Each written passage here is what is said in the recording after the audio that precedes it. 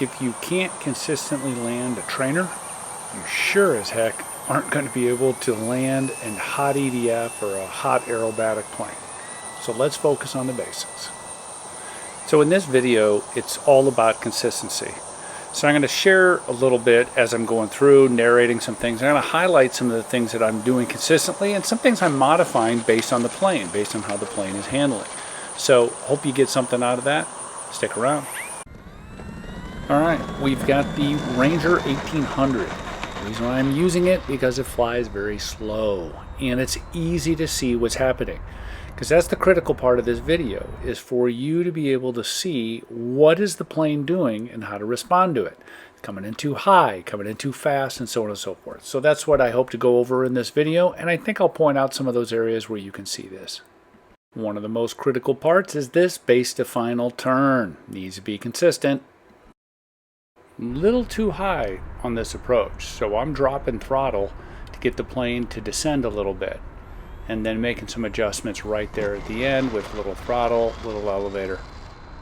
Got a little bit of a crosswind, but what I'm trying to do is just get that perfect setup, that perfect landing, and concentrate on it. And this plane is really good at that, at just flying nice and easy. 5 minutes. Making my base to final. Landing flaps. Coming in on my approach. Using a little left rudder right about there to kind of straighten things out.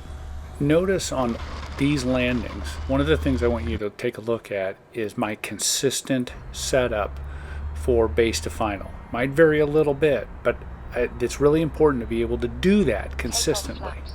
If you can't do that consistently, then practice at that. Don't even touch down. Just do approaches, flybys, and so on. Making my base to final, slowing down a lot with this plane. It does carry some speed. It's just great wing load. Coming back to almost idle throttle. Remember, throttle controls the descent of the plane. Giving a little up elevator right there at the end there, just to get it to land on its mains. We'll just do that again. During that final approach, I'm watching two things. One, making sure I am lined up properly, and the other is I'm making sure I'm coming in at the right speed and descent. All right, coming in a little lower on this approach here. Backing off throttle, cutting back on a almost idle throttle. Lifting up the nose a little bit.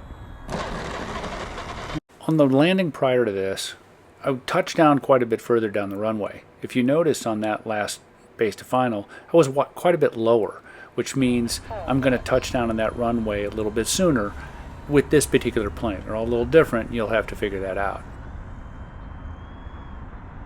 All right, let's do another. Backing off on throttle, coming in with this plane nearly idle. And a lot of these high wings are like this because the wing load's so nice. The great thing about this plane is I can see exactly what's happening and apply my controls to get the results I'm looking for. Not all planes are this easy. The way the wind is, we got a pretty much complete crosswind. I'm going to come in from this direction here. You'll notice I kind of forced my approach, and it's not going to be a great landing.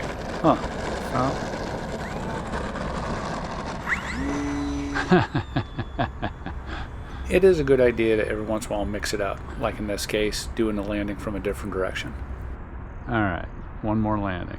You'll notice I did a very short base to final, kind of, pretty close in, so I'm not lined up perfectly, but you'll watch where I'll use the rudder right there to kind of straighten things out. All right, one more, right down the middle. I absolutely like to end on a positive note to get that perfect landing. Let's see if I can do it. Trust me on this. If you get to the point where you can see what the plane needs more throttle, needs a little rudder, needs to slow down with elevator, when you can start seeing that, it'll transfer over to all your other planes.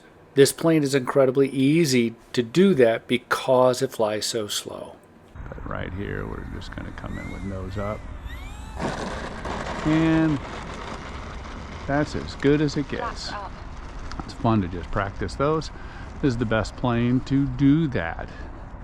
FMS Ranger 1.8 meter is by far the best trainer plane out there, I think. Thanks for watching. Hope you learned something. And if you have a question, leave a comment. Have a great day.